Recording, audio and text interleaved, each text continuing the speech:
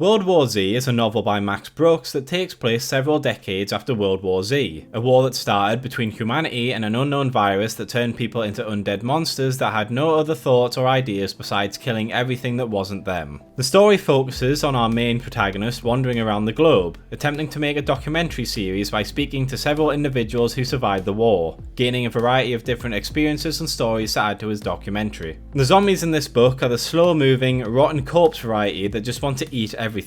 They shamble along, they have no capacity to feel pain, they'll keep following something until something else distracts them, spending between weeks to even months heading in the same direction, and can only be killed by destroying the brain. The virus also does something weird to the blood and tissue in the body, turning the blood into a toxic black goo that even mosquitoes don't want to touch. Animals will refuse to eat any meat from the bodies that are killed by the virus, no matter how freshly dead they are, as the virus will kill them, and the virus only reanimates humans. They also do not need to breathe and can be thawed out after freezing, and as such, even after the war, there is plenty of them still alive in the freezing cold conditions and at the bottom of the oceans. Although thankfully it seems that the actual infection itself can only survive for a short while in salt water, as many people survived by eating fish from the infested waters, which would have been a death sentence if the virus could spread from the ocean depths all the way up to the surface. But the most interesting aspect of the story is, well, the stories. We see all these different people giving their experiences on how things went down, and it gives a lot of insight into how the people and governments would react to a real-life international crisis. We hear about how black market organ trades accidentally helped to spread it across the world, how drug companies made fake drugs to make a profit, how fully stocked and well-prepared armies were decimated because they were unable to combat the infected efficiently. We see how people tried to survive the harsh winters caused by the nuclear winter. We see how children who spent decades becoming feral after surviving by themselves for all that time had to try and adapt to society. We even get to see things from the point of view of astronauts, something that we rarely get to see in apocalypse stories. And of course, like any good piece of media, it highlights a variety of different themes throughout the book, like how mankind reacts when it comes to ensuring its survivability, whether it includes trying to help as many people as possible, or using them as a sacrifice to keep the horde from other more valuable assets. It also shows us how we have a fear of unexplained enemies and how it affects the natural hierarchy that mankind sits on top of, having to come to terms with their decimation and what's been lost throughout the war. I'm trying not to go too in depth and reveal too many aspects of the novel because I'm not trying to spoil anything for those who haven't read it. It is a very interesting novel. It's definitely one of my favourite pieces of zombie media, and I'd highly recommend that you read it. Unfortunately, most of the people who hear the words World War Z probably won't be thinking of this book. And that's a shame because of the fact that of the two times that this book has been adapted, the adaptions completely fail to have any relation with the novel or the content within it, with Max Brooks himself saying that he couldn't even be annoyed with this film, because besides the name of the film, there was basically no connection between them and this novel. The first adaptation was the Brad Pitt movie released in 2013. The only things I can think of that is related to the book is that Israel ended up building a giant wall around a safe zone to protect themselves. There's a bit of dialogue revolving around the idea of the 10th man. If 9 of us look at the same information and arrive at the exact same conclusion, it's the duty of the 10th man to disagree. No matter how improbable it may seem, the 10th man has to start digging with the assumption that the other 9 are wrong. And the main protagonist does go around the world to different places to gain intel, with the key difference being that the main protagonist, Jerry Lane, isn't just recording different experiences about the virus, but actively trying to find a cure for it. Besides that, there isn't really a lot of similarities between them. The book takes place after the war has occurred. The film takes place right at the start of it, and is still continuing even after the movie ends. While the novel focuses on a wide variety of different settings and ethical discussions, taking into account how different people from every background, age and religion acted, this film just focuses on the US government trying to stop the virus, and we only ever really get to see things from Jerry's perspective. The zombies and its effect on the world were severely changed as well. In the novel, the infection is a gradual, slowly developing thing. It originated in China, where people can take a day, even several days to fully die and succumb to the virus, with the Chinese government trying to hush situations up, only for the black market dealers and the tourists to accidentally spread the infection to other places, where it slowly begins to build up over months until it can no longer be covered up by the governments. Meanwhile, in the film, the infection roughly turns the individual after about 10 seconds. The zombies are extremely fast and athletic, making them a lot more deadly than they are in the books. Unlike in the book, where the first recognised patient was from China, the movie is very vague about the origins except for the fact that the 2 earlier sightings were in India and South Korea, so it's possible it originated in either South or Southeast Asia.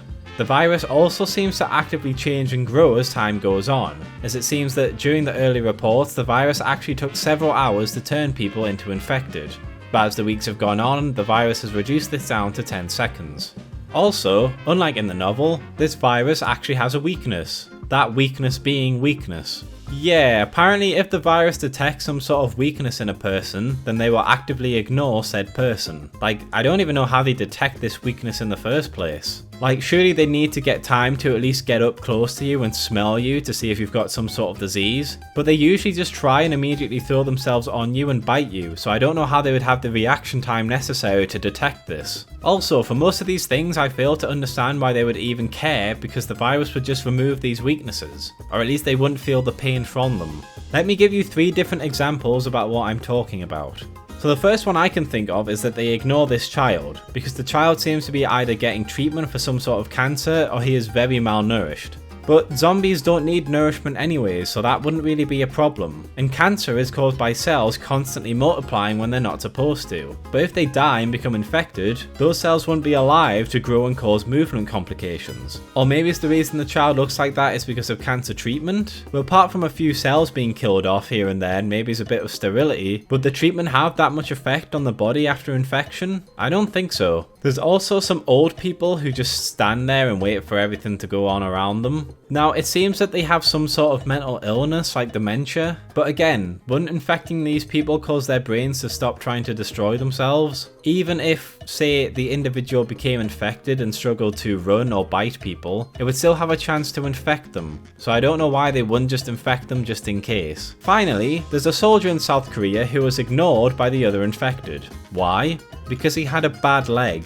That's it. His leg is broken or something, so they ignore him. 2 things about that. 1. Why would they care about this? They show later that even after jumping from a high ledge and breaking most of the bones in their body, they'll still continue to try and infect people afterwards. If we follow the idea that a broken leg makes the body undesirable to the infection, won't they just stop moving after this massive fall? Like, their body now has a weakness that they try and avoid, so why would they continue to use it? See, it sounds really stupid when I say it like this, but that's what's in the script. Secondly, okay, so breaking a limb or having a bad one seems to be enough to stop the infection from trying to wanting to attack you. In which case, why did Jerry waste time trying to do the whole meningitis thing when he could just break a foot or a hand? Like, yeah, it would be annoying and would be painful and would most likely affect your mobility, but at least it would heal normally over time. It doesn't have the potential to accidentally kill you, and it doesn't need to be some mass-produced thing made in a lab. Just pick up a rock and go to town on one of your limbs. Don't get me wrong, there are some things I enjoy in this film.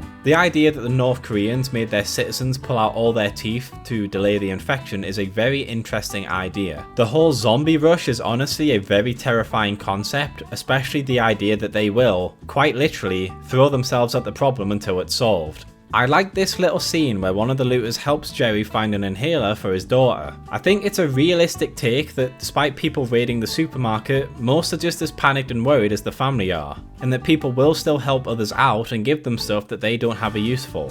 In this same scene, there's also how Jerry shoots someone in self-defense, tries to surrender to a local police officer, and then the officer just doesn't do anything and just starts looting the store. Like, yeah, he probably doesn't care. He can't do anything about anything that's happening. He's just one guy against this massive crowd, and he probably just wants to get some supplies for his family as well. And yeah, that pretty much sums up the film. It's pretty bad. It has a few scenes and ideas I think are good, but it has nothing to do with the book.